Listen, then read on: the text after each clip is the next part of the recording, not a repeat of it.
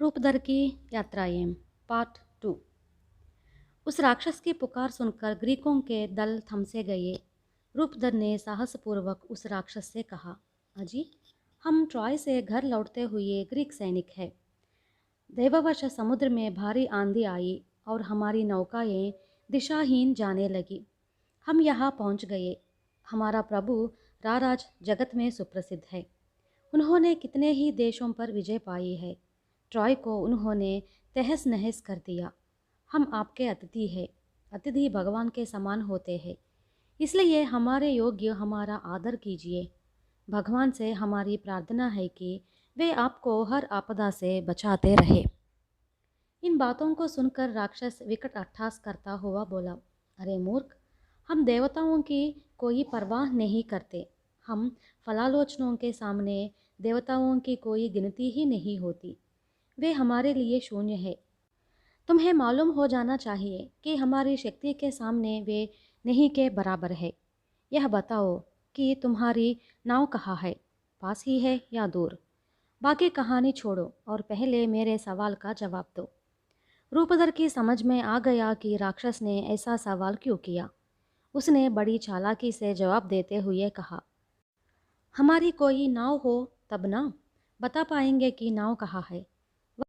वह आपके तटवर्ती पहाड़ से टकराकर चूर चूर हो गई। मुझे और इन अनुचरों को छोड़कर सबको वरुणदेव ने अपनी लपेट में ले लिया। राक्षस ने कोई और सवाल नहीं किया। उसने हाथ फैलाया और अपनी हथेली में 2 ग्रीक सैनिकों को ले लिया। उन्हें ज़मीन पर पटक दिया और मार डाला। उन्हें आग में सुलगाया और उनकी हड्डियां भी बिना छोड़े खा लिया। यह भयानक दृश्य देखकर रूपधर और उसके साथी भय से कांप उठे। फाललोचन ने अपने भोजन समाप्त करने के बाद 4-5 घड़ों में रखे कच्चे दूध को पी लिया।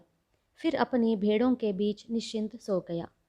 रूपधर ने तलवार निकाली। उसने उस राक्षस की छाती को खूब ढूंढा और पता लगाया कि कलेजा कहाँ है। एक ही बार में उसे खत्म करना चाहा, पर इतने में उसे एक बात याद आई। राक्षस ने गुफा के द्वार को बहुत ही बड़े पत्थर से ढक दिया था। उस पत्थर को हटाना उसे और उसके सैनिकों के संभव नहीं है। अगर इसी क्षण वह राक्षस को मार दे तो उसे और उसके साथियों को इसी गुफा में भूख के तड़प तड़प कर मरना होगा। वह मौत बड़ी ही दर्दनाक होगी। उनकी रक्षा करने वाला कोई नहीं होगा। इसलिए अच्छी तरह सोच विचारने के बाद रूपधर ने तलवार म्यान में रख दी और यथास्थान पर लेट गया। उस रात को वह सोया नहीं। सुबह हुई। राक्षस नींद से जागा। बकरियों का दूध दुहा और बच्चों को छोड़ दिया। फिर उसने 2 ग्रीक सैनिकों को मारकर कल की ही तरह खा लिया। भेड़ों को हाँकता हुआ बाहर निकल गया। जाते हुए उसने पत्थर से गुफा को ढक दिया, जिससे ग्रीक सैनिक बाहर न आ सके। उस राक्षस के चले जाने के बाद रूपधर पैर जले बिल्ली की तरह इधर उधर टहलने लगा। अपने साथियों को मारकर खा लिया उस राक्षस ने। अब वह सोचने लगा कि कैसे इसका बदला लिया जाए, कैसे इस गुफा से बचकर निकले। उससे बचकर जाने से भी ज़्यादा प्रतीकार की ज्वाला भड़क रही थी। अपनी इष्ट देवी बुद्धिमती की प्रार्थना करने लगा।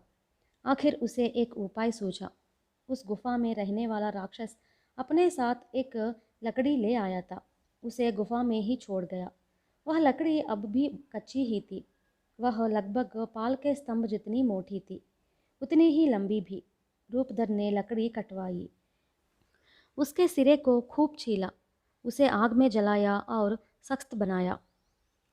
गुफा में गोबर का जो ढेर था उसमें छिपाया। रूपधर ने सोच रखा था कि जब राक्षस रात को सोएगा तब इस पैनी लकड़ी को उसकी आंख में चुभा दूंगा और उसे अंधा बना दूंगा। इसके लिए दूसरे साथियों की भी ज़रूरत पड़ेगी। इसलिए इस काम के लिए उसने 4 साथियों को चुन लिया। शाम होते ही अपनी बकरियों के साथ राक्षस गुफा में आया।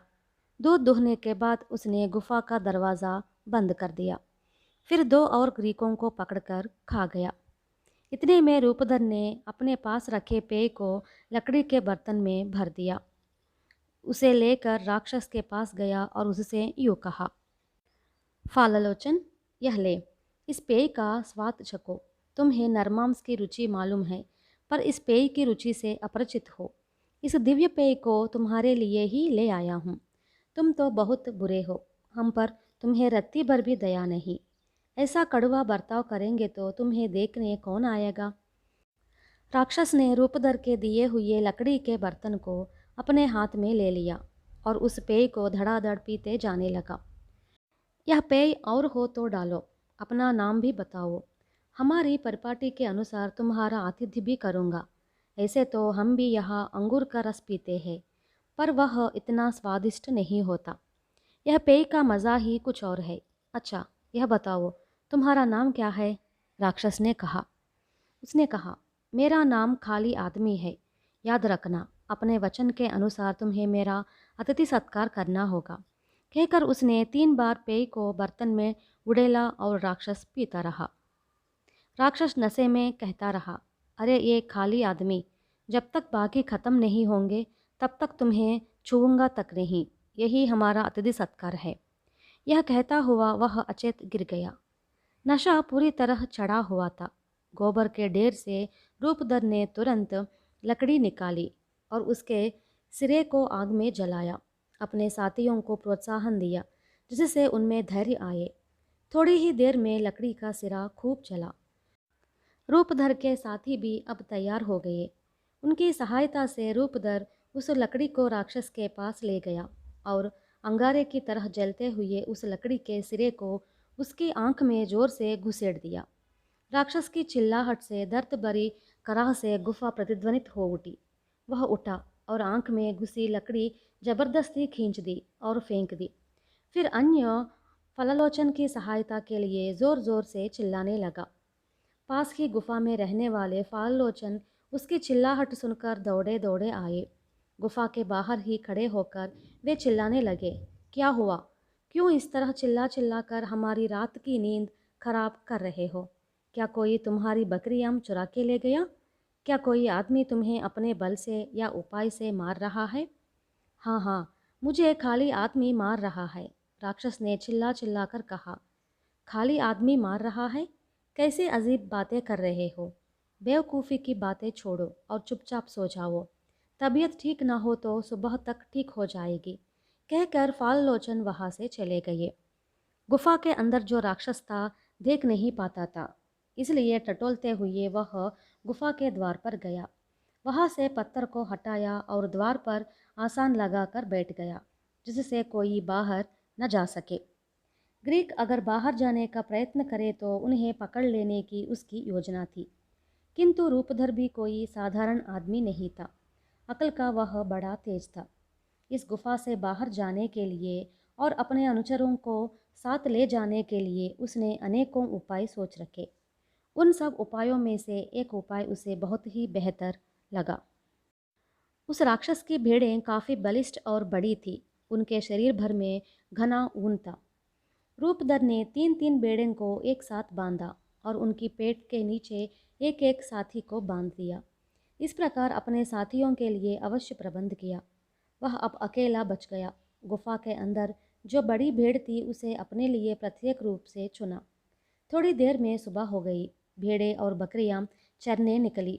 गुफा के द्वार पर दर्द से कराहता हुआ राक्षस बाहर जाते हुए भेड़ों और बकरियों के पीठों पर प्रेम से हाथ फेरने लगा। उस मूर्ख को मालूम नहीं हो पाया कि उसके शत्रु उनके नीचे छिपे हुए हैं।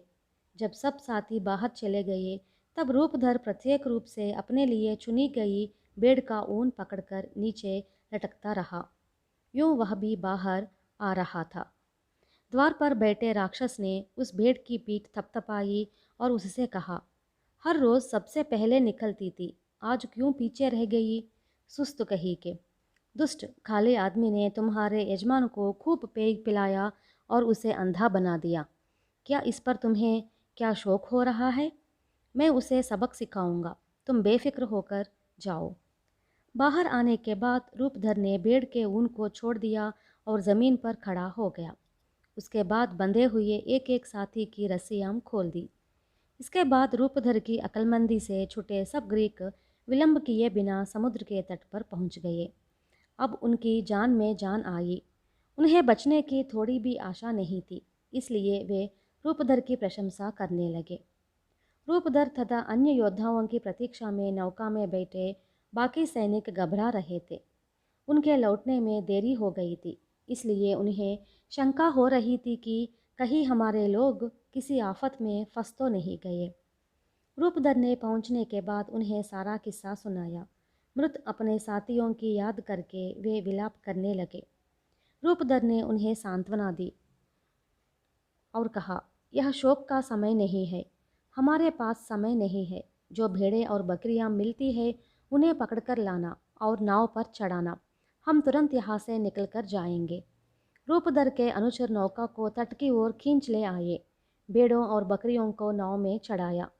फिर नौका तट को छोड़कर थोड़ी दूर गई।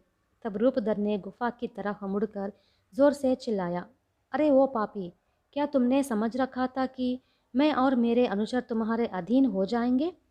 तुमने हमें भी खा जाने की सोची थी। अतिथियों को खा जाने के जुर्म में तुम्हें अच्छा दंड मिला। कम से कम अब अपने को सुधारो। राक्षस को यह चिल्लाहट सुनाई पड़ी। वह आग बबूला हो गया। उसमें रोष भर आया। उसने एक बड़ी चट्टान उठाई और उस दिशा में फेंकी जिस दिशा से रूपधर की आवाज़ आई थी। यह चट्टान रूपधर की नौका से थोड़ी दूर ही जा गिरी। जहाँ वह गिरी वहाँ एक बहुत बड़ी लहर उभर आई। इससे रूपधर की नौका फिर से समुद्र के तट की ओर आने लगी, क्योंकि नाव पर उनका काबू न रहा। रूपधर ने घबराकर नौका को फिर से समुद्र की ओर बढ़ाया और अपने अनुचरों को आंख मारकर इशारा किया। इस बार जब नौका दुगनी दूर गई तब रूपधर ने राक्षस को और उकसाने का प्रयत्न किया। उसके अनुचर उससे गिड़गिड़ा रहे थे कि चुप रहो, पर उनकी बातों की लापरवाही करते हुए बड़े ही उत्साह से वह यूँ चिल्लाने लगा, अरे अधम राक्षस, अगर कोई पूछे कि तुम्हें किसने अंधा बना दिया तो बताना कि रूपधर ने किया है। उनसे यह भी बताना कि रूपधर कोई और नहीं, ट्रॉय का विजेता है। उनसे कहना कि वह इथाका देश का नागरिक है। इस बार राक्षस ने एक और बड़ी चट्टान फेंकी। उसने इस बार अपना पूरा बल लगाया। वह रूपधर की नौका के पास आ गिरी, किंतु इस बार उस चट्टान के गिरने से जो लहर उठी उससे रूपधर की नौका को फायदा ही हुआ। वह समुद्र के अंदर नाव को ढकेलती रही, तट से उन्हें और दूर ले गई।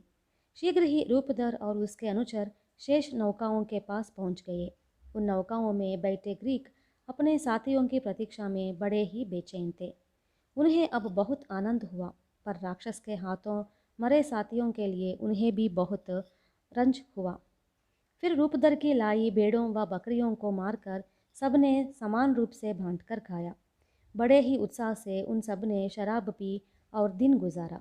रात को तट पर आकर रेत में मस्त सो गए। दूसरे दिन सवेरे ही रूपधर ने आज्ञा दी कि लंगर उठा दिया जाए और यात्रा शुरू हो जाए। नौकाएं समुद्र में तेजी से जाने लगी।